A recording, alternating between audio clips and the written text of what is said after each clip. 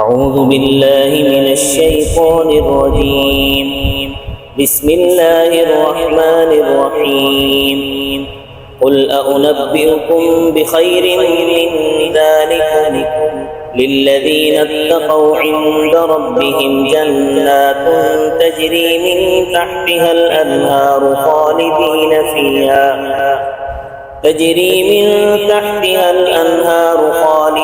فيها وأزواج مطهرة ورضوان من الله والله بصير بالعباد.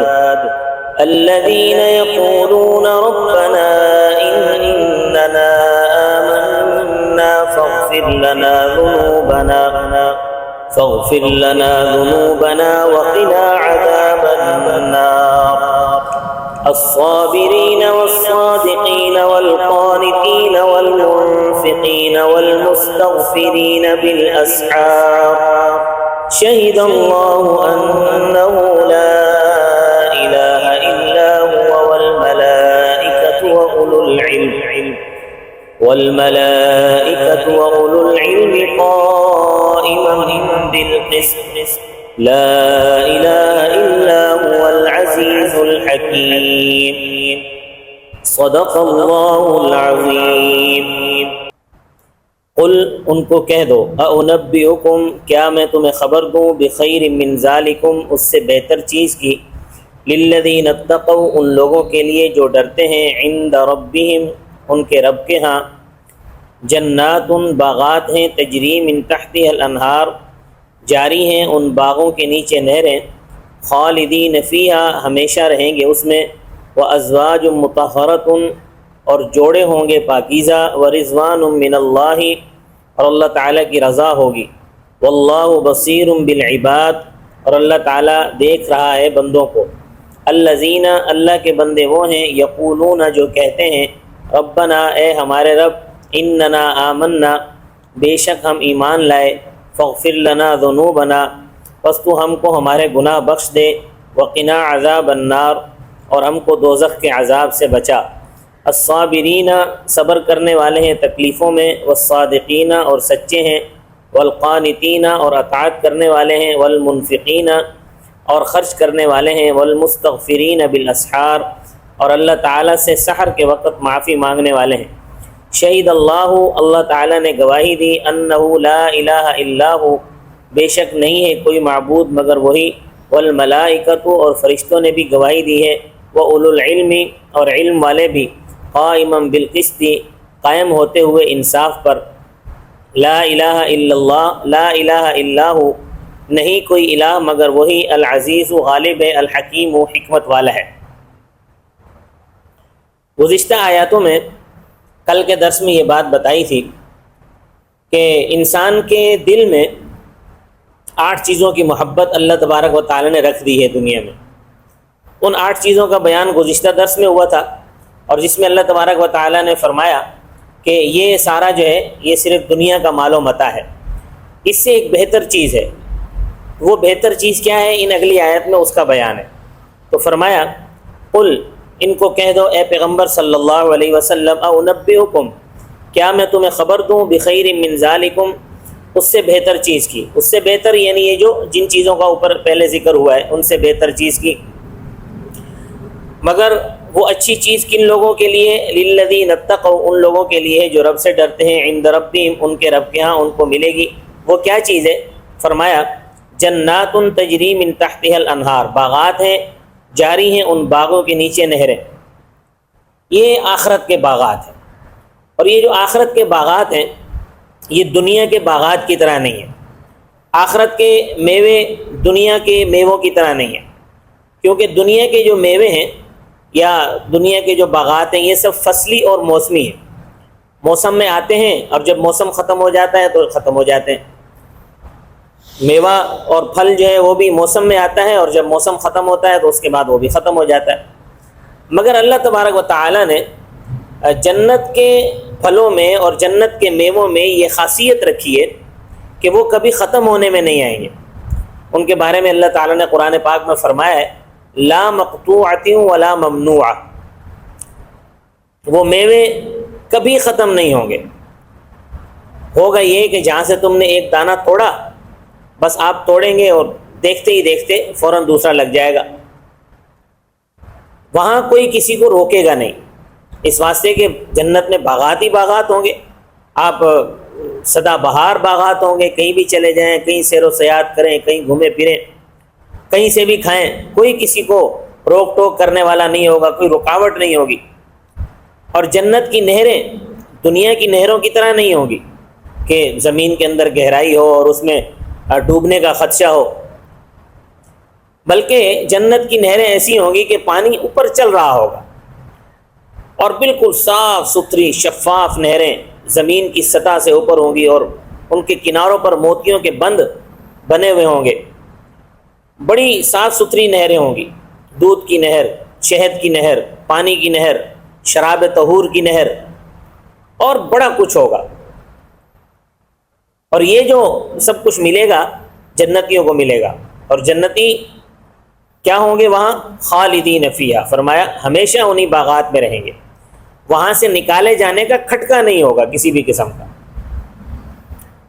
وَأَزْوَاجٌ مُطَهَّرَةٌ، اور جوڑے ہوں گے پاکیزہ، مردوں کو پاکیزہ بیویاں ملیں گی، عورتوں کو پاکیزہ خاوند ملیں گے، پاکیزہ ہوں گے اخلاق کے لحاظ سے بھی اور ظاہری لحاظ سے بھی، نہ وہاں پیشاب، نہ پخانہ، نہ نزلہ، نہ زکام، نہ ناک سے بلغم، نہ سینے میں بلغم، نہ گلے میں بلغم۔ بخاری شریف کی ایک روایت ہے، حضور صلی اللہ علیہ وسلم نے ارشاد فرمایا، لا یبولون ولا یتغوطون، نہ پیشاب کریں گے نہ پخانہ کریں گے، ولا یتمخطون، اور نہ ناک سے بلغم نکلے گی اور نہ گلے سے بلغم نکلے گی۔ آپ صلی اللہ علیہ وسلم سے پوچھا گیا کہ یا رسول اللہ، کیا جنتی جنت میں کچھ کھائیں گے نہیں؟ آپ صلی اللہ علیہ وسلم نے فرمایا کہ ایک جنتی 100 کے برابر کھائے گا، اللہ تعالیٰ کی قدرت سے اس کے بدن سے ایک پسینہ نکلے گا، اس پسینے میں سے بھی کستوری کی خوشبو آئے گی، اور اس پسینے کے ذریعے سے سارا کھانا ہضم ہو جائے گا۔ اور فرمایا کہ جنتیوں کو ڈکار آئے گا، اور اس ڈکار کی خوشبو بھی کستوری کی طرح ہوگی، اور اس ڈکار سے بھی آنن فانن سارا کھانا ہضم ہو جائے گا۔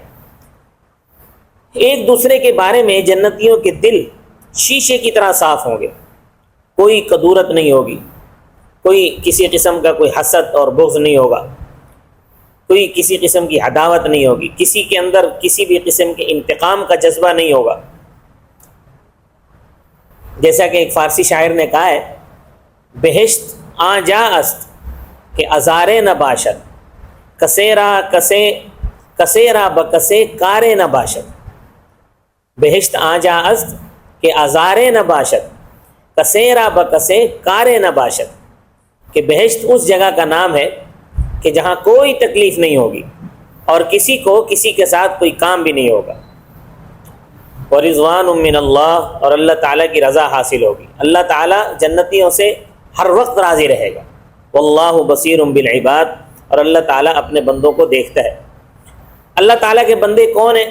اللہ اپنے کن بندوں کو دیکھتا ہے، اور اللہ کے بندے کون ہیں؟ اگلی آیت میں ان کی خوبیاں بیان فرمائی ہیں۔ فرمایا الذین، اللہ کے بندے وہ ہیں، یقولون، جو کہتے ہیں، ربنا اننا آمنا، اے رب ہمارے بے شک ہم ایمان لائے۔ تو اللہ تعالیٰ کے بندوں کی پہلی خوبی یہ ہے کہ وہ ایمان لاتے ہیں، جن جن چیزوں پر ایمان لانا ہے ان چیزوں پر ایمان لاتے ہیں، اور کہتے ہیں فاغفر لنا ذنوبنا، بس تو بخش دے ہم کو ہمارے گناہ، کیونکہ ہم خطا کار ہیں، ہم گناہ گار ہیں، اس لیے تو ہمارے گناہ بخش دے۔ وقنا عذاب النار، اور ہمیں آگ کے عذاب سے بچا۔ اور یہ جو مومن یہ دعا کرتے ہیں ان کی خوبیاں کیا ہیں؟ ان کی خوبیاں آگے بتائی ہیں، فرمایا الصابرین، وہ صبر کرنے والے ہیں، یعنی اگر تکلیفیں پیش آتی ہیں تو ان تکلیفوں پر وہ صبر کرتے ہیں۔ شرعی دائرے میں رہ کر اگر کوئی بیمار ہو جائے تو اس کا علاج کرانا بھی ضروری ہے، دشمن سے اپنا دفاع کرنا بھی یہ بھی ضروری ہے، مگر بے صبری اور بے قراری نہ ہو، رب تعالیٰ کی ذات پر اعتماد ہو۔ دوسری خوبی الصادقین، سچ بولنے والے ہیں، مومن کبھی جھوٹ نہیں بولتا۔ حدیث شریف میں آتا ہے حضرت صلی اللہ علیہ وسلم نے ارشاد فرمایا یطع المرء مع کل خصلۃ الا الکذب والخیانہ، یعنی ہو سکتا ہے کہ مومن میں کچھ عیب ہوں، کچھ برائیاں ہوں، مگر جھوٹ اور خیانت مومن میں نہیں آ سکتی۔ جھوٹ آئے گا ایمان چلا جائے گا، خیانت آئے گی ایمان چلا جائے گا۔